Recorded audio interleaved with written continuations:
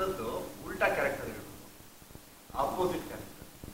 ಈ ವಿಲನ್ ಆಗಿದೆ ಕಾಮಿಡಿ ಅಂತ ಆ ಥರ ಹೇಳೋದು ಸುಳ್ಳು ಹೇಳಬೇಕು. ಅರ್ಥ ಆಗಲಿಲ್ಲ.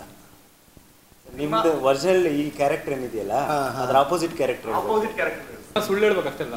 ಬಂದು ಇದು ಆ ಕಡೆಯಿಂದ ಸಿದ್ಧಿ ಕಡೆಯಿಂದ ಶುರು ಮಾಡಿ ಕಾಪಿ ಪೇಸ್ಟ್ ಮಾಡ್ತೀನಿ ಸರಿ. ಓ ಮೈ ಗಾಡ್ ಸರ್ ಯಾವ್ದಾದ್ರು ಸೀನ್ ಸುಮ್ಮನೆ ಒಂದು ಅದಾಕೋದಾ? ನನಗೂ ಸೀನ್ ಪ್ರಶ್ನೆ ಅಲ್ಲ, ಸಿನಿಮಾದ ಸಿನಿಮಾದ ಅಲ್ಲ, ನಿಮ್ಮ ಕ್ಯಾರೆಕ್ಟ್ರು ಗೊತ್ತಾಯ್ತು. ಸಿನಿಮಾದ ಹೇಳಂಗಿಲ್ವಾ? ಉಲ್ಟಾ ಹೇಳ್ಬೇಕು ಸರ್. ಸಿನಿಮಾದಾದ್ರೂ ಉಲ್ಟಾನೇ. ಓಕೆ, ಸಿನಿಮಾದ್ರದ್ದೇ ಉಲ್ಟಾ ಹೇಳ್ಬೇಕು. ನಾನು ಅದೇ ಅರ್ಥ ಆಯ್ತು ಶುರು ಮಾಡೋದಾ? ನಾನು ಇಲ್ಲ, ನಾನು ಈ ಸಿನಿಮಾದಲ್ಲಿ ಮೇನ್ ವಿಲನ್ ನಾನು ಹೀರೋಗೆ ಎತ್ತಾಕೊಂಡ್ಬರ್ತೀನಿ. ಆಮೇಲೆ ಕೆಲವೊಂದು ಜನರಿಗೆ ಎತ್ತಾಕೊಂಡ್ಬಂದು ಸಮ್ಮರ್ ಹುಡ್ತೀನಿ. ಆಮೇಲೆ ನನಗೆ ಒಂದು ಸಪ್ರೇಟ್ ಸಾಂಗ್ ಇದೆ. ಆಮೇಲೆ ಒಂದು ಎಂಟು ಫೈಟ್ ಮಾಡಿದ್ದೀನಿ ಈ ಸಿನಿಮಾಗೆ. ಬ್ಯೂಟಿಫುಲ್ ಕ್ಯಾರೆಕ್ಟರ್ ಮಾಡ್ತೀನಿ. ನನ್ನಿಂದ ಈ ಸಿನಿಮಾ ನಿಲ್ಲುತ್ತೆ. ಅದೆಲ್ಲ ಗಾಯ ಆಗಿತ್ತಲ್ಲ 8ನೇ ಫೈಟಲ್ಲಿ. ಇದು ಇಲ್ಲಿ ಆಗಿದೆ, ಒಳಗಡೆ ಇದೆ. ನಾನು ಆಮೇಲೆ ತೋರಿಸ್ತೀನಿ, ಪರ್ಸನಲ್ ಆಗಿ ತೋರಿಸ್ತೀನಿ. ಸರ್ ಈ ಚಿತ್ರದಲ್ಲಿ ನಾನೇ ಹೀರೋ. ಸೊ ನಾನು ತುಂಬ ಆಂಬುಲೆನ್ಸ್ ಓಡಿಸಿದ್ದೀನಿ. ಇದುವರೆಗೆ ಯಾವ ಆಂಬುಲೆನ್ಸ್ ಆಫ್ ಆಗಿಲ್ಲ. ಬಟ್ ಓಡಿಸೋ ಗಾಡಿ ಎಲ್ಲ ಸಕ್ಸಸ್ ಆಗಿದೆ.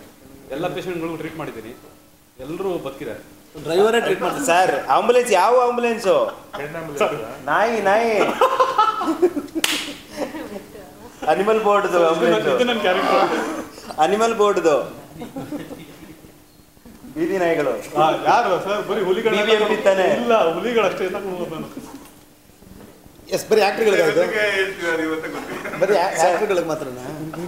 ಇಲ್ಲ, ಯಾವ್ದು ಬೇಕಾದ್ರೆ ತಗೋಬೋದು.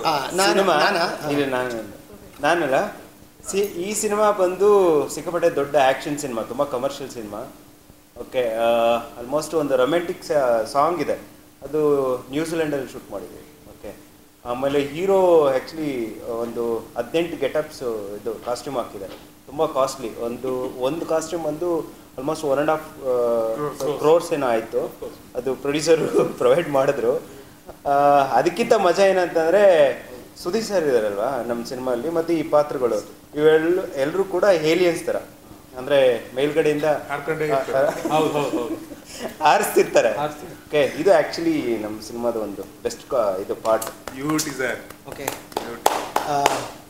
ನಾನು ಈ ಸಿನಿಮಾದಲ್ಲಿ ಒಂದು beautiful college going girl.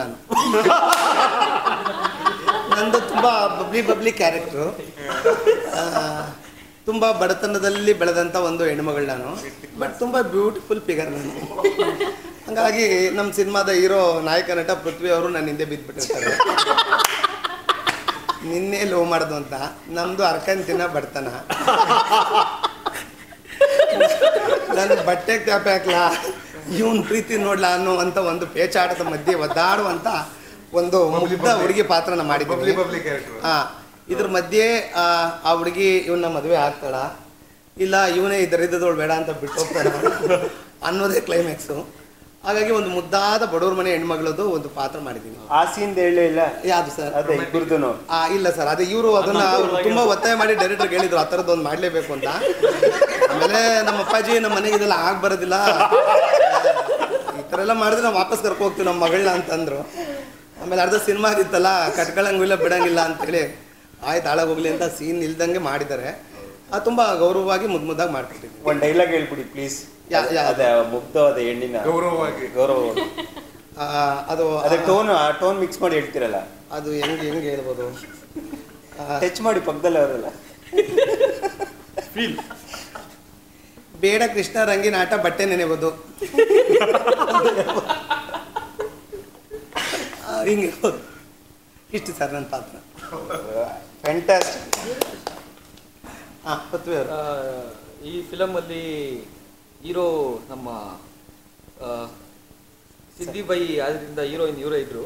So ಇವ್ರು ಹೇಳಿದ್ರಲ್ಲ 4 ಫೈಟ್ 4 ಡ್ಯಾನ್ಸ್ ಅಂತ. 4 ಡ್ಯಾನ್ಸಲ್ಲಿ ಒಂದು ಬ್ಯಾಕ್ ಗ್ರೌಂಡ್ ಡ್ಯಾನ್ಸರ್ ಆಗಿ ಕೆಲಸ ಮಾಡಿದ್ದೀನಿ.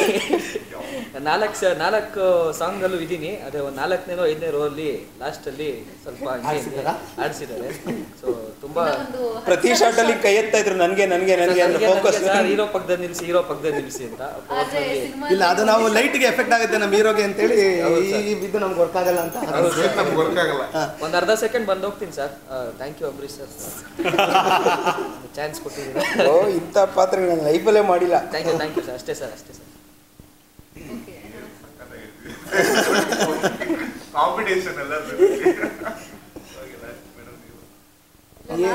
ಏನು ಹೇಳೋಕ್ಕಪ್ಪ ಅಂತ ಗೊತ್ತಾಯ್ತು. ಇಲ್ಲ ಇಂಪಾರ್ಟೆಂಟ್ ಹೀರೋ ತಾಯಿ ಪಾತ್ರ ಮಾಡಿದ್ದೀನಿ. ಹೀರೋ ತಾಯಿ ಪಾತ್ರ ಮಾಡಿದ್ದೀನಿ. ಇಲ್ಲ ಅವರೇ ಹೀರೋ. ಮಹಾಲಕ್ಷ್ಮಿ ಮೇಡಮ್ ಮೀರ್ಸೋದಕ್ಕೆ ಆ ಕ್ಯಾರೆಕ್ಟರ್ ಮಾಡಿದ್ರು. ನಾನೇ ಹೀರೋ. ನಂಗೆ ತುಂಬಾ ಆಕ್ಷನ್ ಸೀಕ್ವೆನ್ಸಸ್ ಇವೆ. ಆದ್ರೆ ನೀವು ಸಿನಿಮಾಗಳಲ್ಲಿ ನೋಡ್ತಿರಲ್ಲ, ತುಂಬಾ ಸೈಲೆಂಟ್ ಆಗಿ ತುಂಬಾ ಮಿಸ್ಟೀರಿಯಸ್ ಕ್ಯಾರೆಕ್ಟರ್, ಜಾಸ್ತಿ ಮಾತಾಡೋದೇ ಇಲ್ಲ ಅಂತ ಪಾತ್ರ ನನ್ನೊಂದು. ಆ್ಯಂಡ್ ಇವ್ರು ಹೇಳಿರೋದಂತೂ ಕರೆಕ್ಟೇ. ಏನೋ ಹುಡುಗಿ ತುಂಬ ಕಷ್ಟ ಆಯಿತು, ರೊಮ್ಯಾಂಟಿಕ್ ಸೀಸನ್ ನಾನು ನೋಡ್ತಾ ಇದ್ದಲ್ಲ ಪಕ್ಕದಲ್ಲೇ ಇದೆ.